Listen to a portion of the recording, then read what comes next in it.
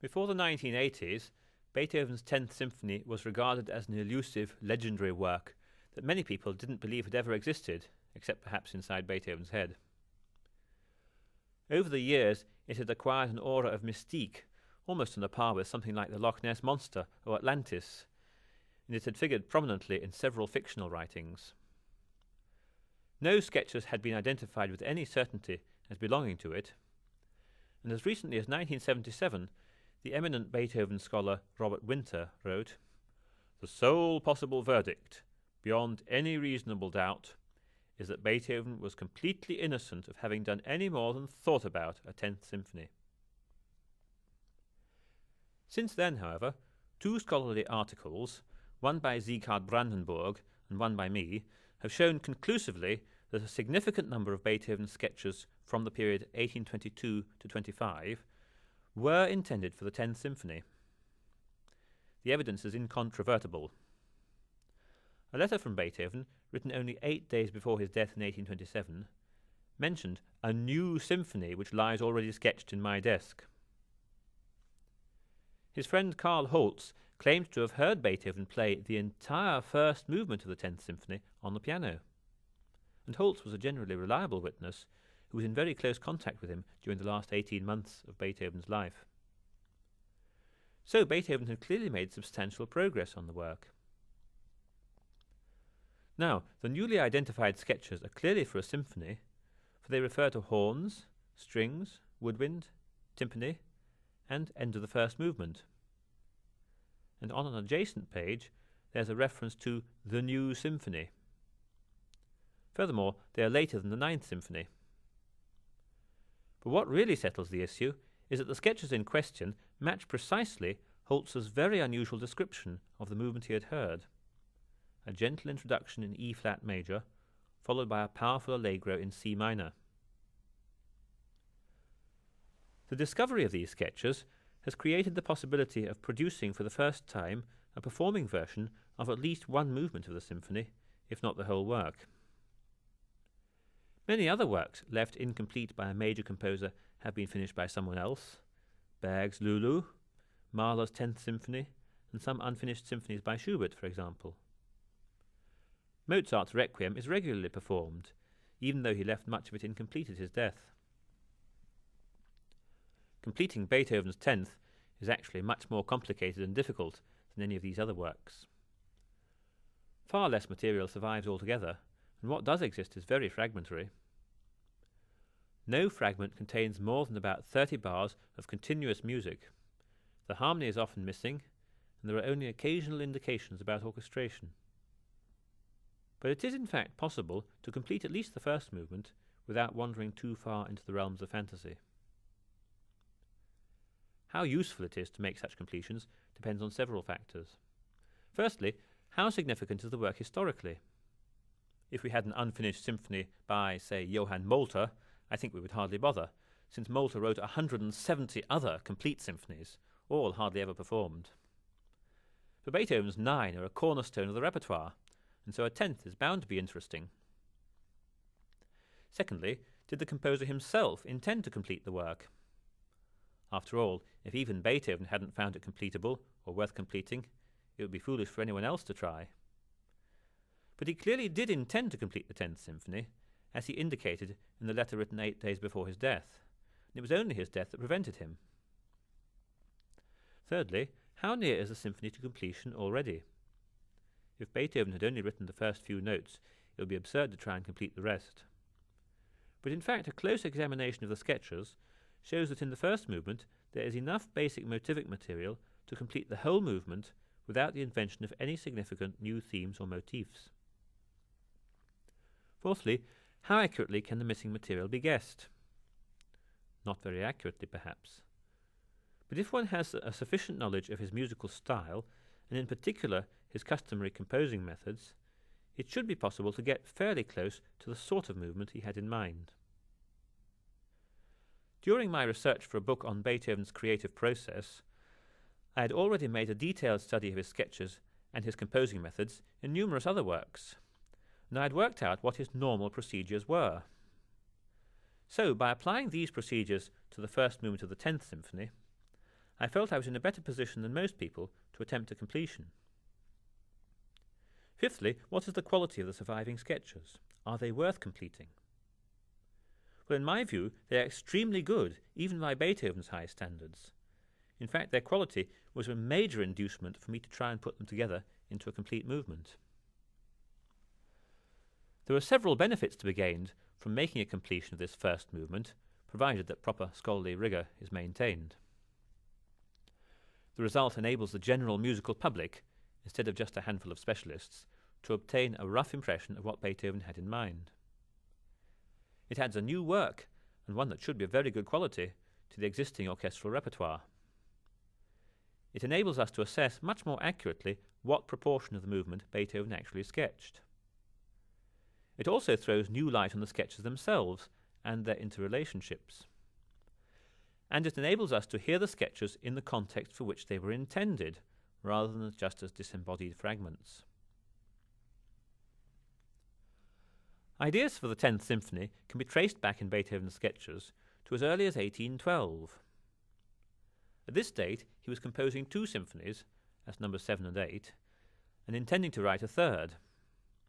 Hence, amongst his sketches for the 7th and 8th are various ideas for other unrealized symphonies. Altogether, he made at least 11 such sketches for possible symphonies at this time. 3 of the 11 are in D minor, foreshadowing the key of the 9th Symphony. But the longest is in E-flat major, and anticipates the 10th. It's headed Symphony 3, i.e. the third in the current group, and it includes ideas for all 4 movements. It begins ambiguously in E-flat major or C minor, like this.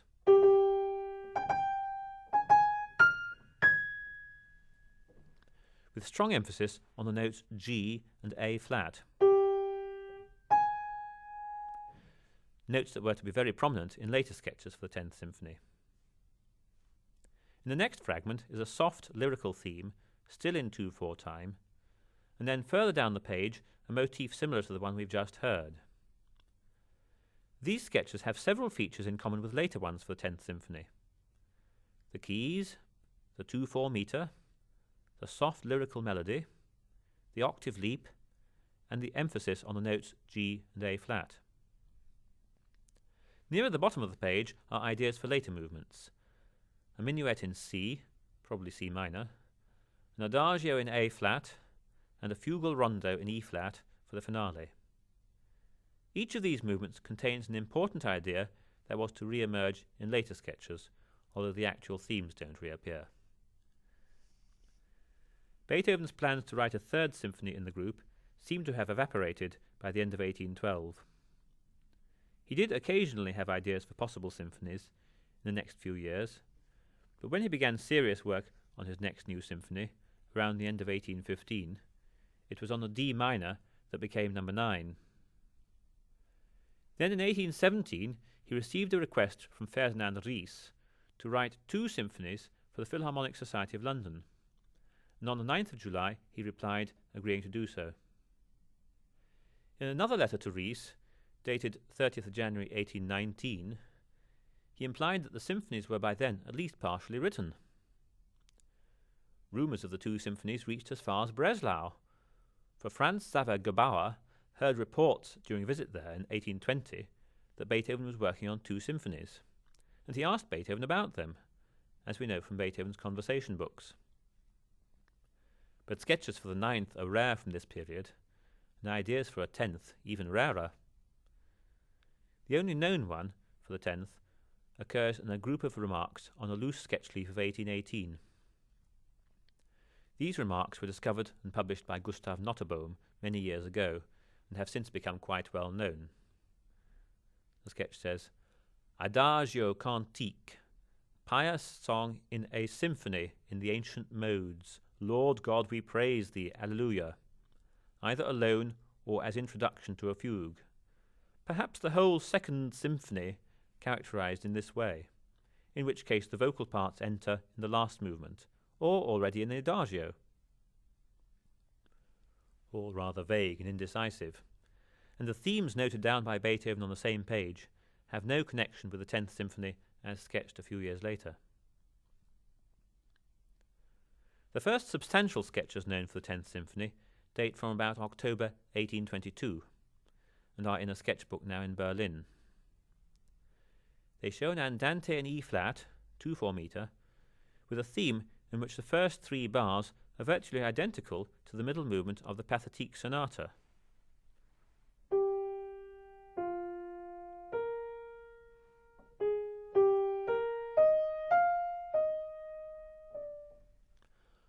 Followed by an allegro in C minor, 6/8, marked fortissimo, and then a return of the andante. At about the same time, Beethoven made more extensive sketches for the symphony on a loose bifolio now in Bonn. There are several sketches for the andante in E-flat and the C minor allegro on the first page, while on page 2 are brief ideas for later movements. These were originally labelled as the 2nd, 3rd and 4th movements, but Beethoven later changed the numbers to 3, 4 and 5.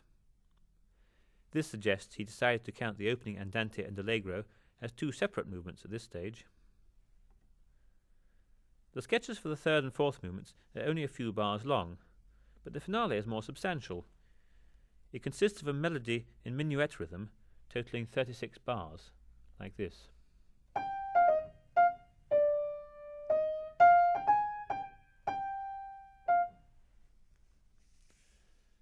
This minuet theme, however, was later developed and used in a different work, known as the Gratulationsmenuett, which was first performed on the 3rd of November 1822, so it was evidently withdrawn from the 10th Symphony.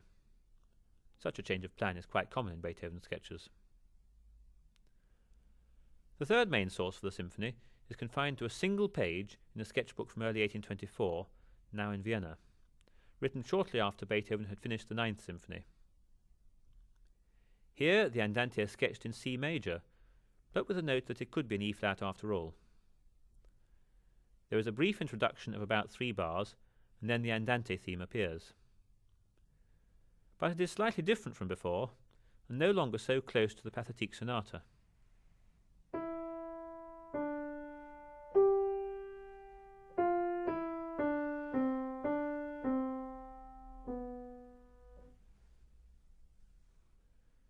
There is a completely new allegro theme, apparently in C major, and then the andante theme returns.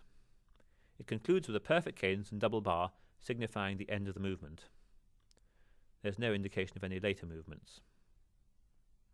In the last major source, a pocket sketchbook dating from about October 1825, the andante has reverted to E-flat, and the C minor allegro from the 1822 sketches has reappeared. There is also a brief idea in A-flat major that may have been intended as a slow movement theme, and a longer theme in C minor, 3/4, marked presto.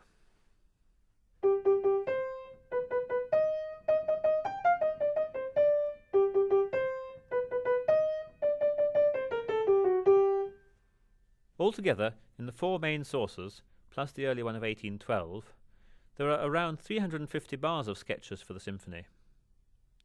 About 250 are for the first movement, the rest are for possible later movements. Some bars either duplicate or even contradict others, but even if these are discounted, there still remains a sizable amount of material. The problems of establishing what each individual sketch signifies or implies, in order to find out what sort of movement Beethoven had in mind, so as to reproduce it as accurately as possible, are extremely complex, and I can't go into much detail here. But a close scrutiny of each sketch, in the light of similar sketches for other works, has led to many more conclusions than one might have expected. The sketches can be divided into 5 categories, corresponding to 5 different parts of the work. The opening bars, the andante in E-flat, the allegro in C minor, the reprise of the andante, and the later movements. I'll take each in turn. First, the opening. Many of Beethoven's movements begin with some kind of opening gesture, often described as a curtain, before the main theme. There are at least 3 sketches that indicate he intended some such curtain before the andante in the 10th Symphony. The 3 are unfortunately very different from each other. A soaring figure in the 1812 sketch, a tentative, hesitant one in the 1824 sketch, which can't be properly deciphered, and a single horn chord in the 1825 sketch, like this.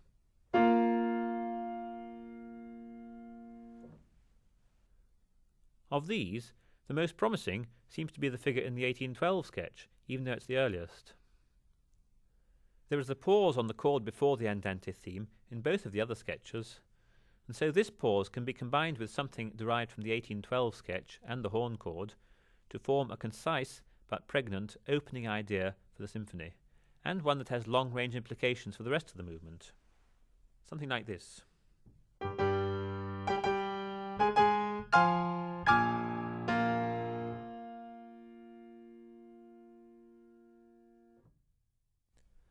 It's worth noting that another movement in E-flat major begins with a rather similar idea. This is the finale of Beethoven's Opus 127 quartet, which begins like this. And then you get the theme. Next, the andante. The andante is dominated by unaccompanied woodwind, at least at the start. And one of the sketches states explicitly that it's in 2 parts. For Beethoven, this phrase normally meant that the movement was divided into 2 clear sections by a double bar and probably repeats. Thus, some kind of binary form was apparently intended.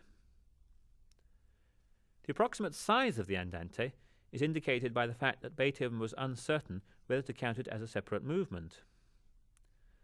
So a duration of something like 4 or 5 minutes would therefore seem about right. Longer than slow introductions, but shorter than an independent movement. For some years past, he had been developing the idea of blurring the distinction between a movement and a section, e.g. by linking movements together, or by writing substantial but incomplete sections. He tried this in several sonatas and quartets already, so it would be a logical step to try it in a symphony for the first time. If the andante is to last about 4 minutes, the composite first movement as a whole, andante, allegro, andante, should probably last nearly 15 minutes altogether. We might note that the first movements of both the 7th and 9th symphonies last about 13 minutes at Beethoven's prescribed speeds. Like many of Beethoven's preliminary sketches and other works, those for this andante are very plain in places. Listen to this phrase.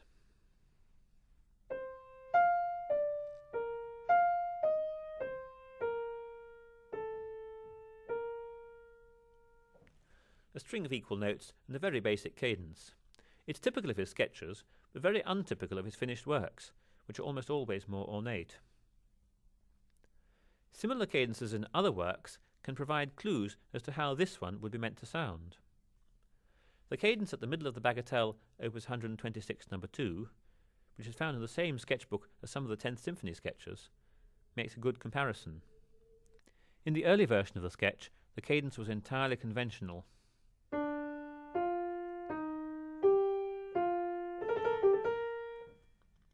But Beethoven then altered it to the final version, which is much more irregular and imaginative.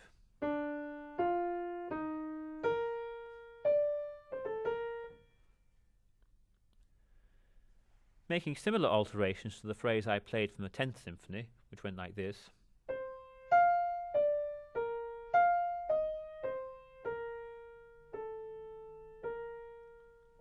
Might therefore result in a final version something like this.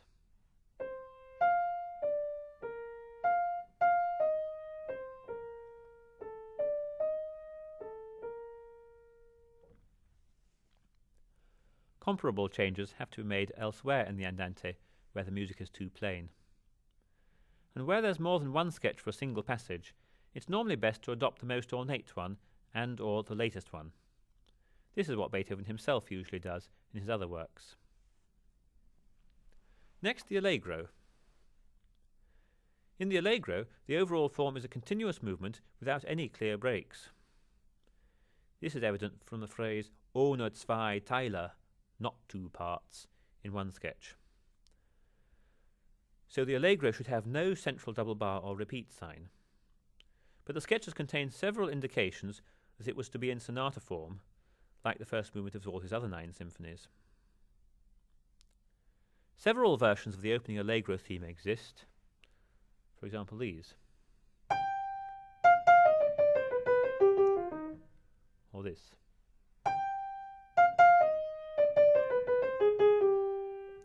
Or this.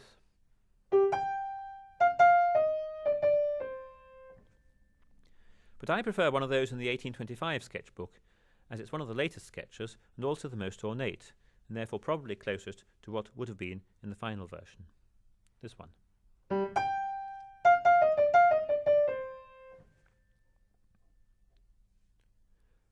In one sketch, the main theme appears to be stated twice, with the two statements separated by other motifs. In many of Beethoven's other sonata form movements, the first subject also appears twice near the beginning, and so it seems fairly clear that some similar procedure was envisaged here. There are several ideas for extending the first subject by developing motifs in the main theme and introducing and developing a few more short motifs, as happens in his other symphonies. One notable feature in two of the attempts at continuation is the appearance of an unexpected C sharp. This note seems to have long-range implications in the movement, for it reappears prominently at the start of the second subject in G minor.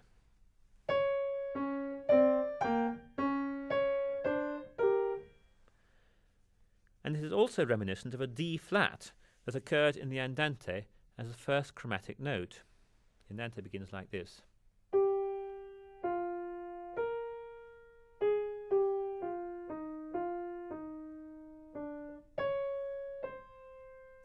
And there's the D flat.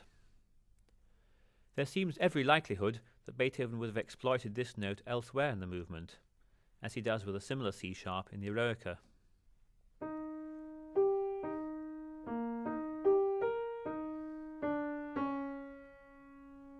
There's the problematical C sharp.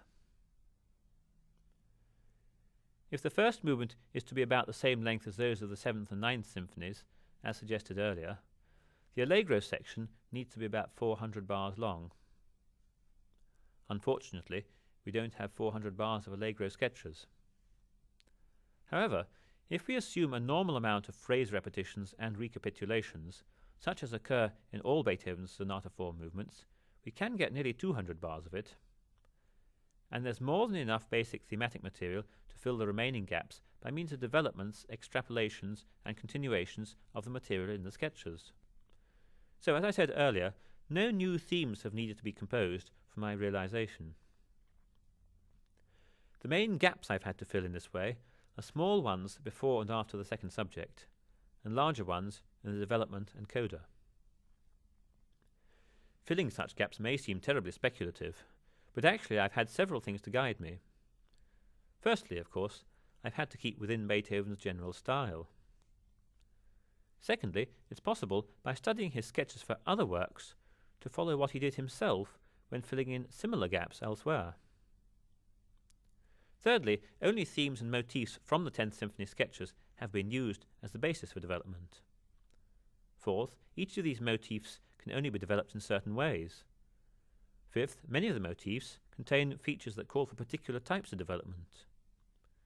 And most important, the added passages must connect and balance with the existing ones so that the joins are invisible. This is quite difficult to accomplish. Let's look briefly at the start of the development section to see how one of these gaps is filled. In my realization, the curious C sharp or D flat heard earlier is reused at the start of the development, first of all as a single note. Something very similar happens in one of Beethoven's late bagatelles, at exactly the same place and with the corresponding note. At the start of a symphonic development, Beethoven usually takes the head motif of the main subject and repeats it in various forms, sometimes creating two large matching paragraphs before modulating to a remote key. So this is what I've done, using the head motif in close imitation, since it happens to work particularly well like this.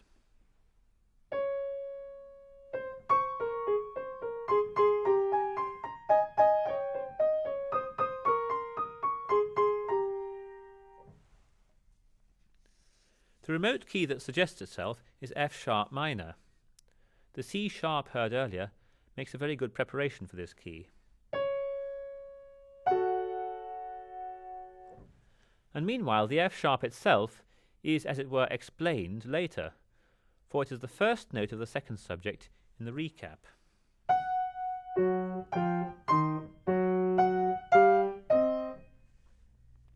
Like that. Incidentally, F sharp minor is also the key used in the Fifth Symphony in exactly the corresponding place in the development. So, using procedures like this and working along these lines, I've managed to fill in all the gaps in the Allegro. Next, the reprise of the Andante. The sketches indicate that the Allegro was to close in C minor, followed by a big chord in E flat major, and a return of the Andante. During this reprise, the strings were to continue with the 6/8 rhythm of the Allegro section as a kind of decoration to the Andante theme. What seems to be required, therefore, is a varied restatement of the Andante. Beethoven was, of course, very fond of variation in his later years. A useful precedent here is the first movement of the Piano Sonata Opus 27 No. 1. It's the companion of the Moonlight Sonata. I sometimes fancifully call it the Sunlight Sonata. This also has an Andante in E flat.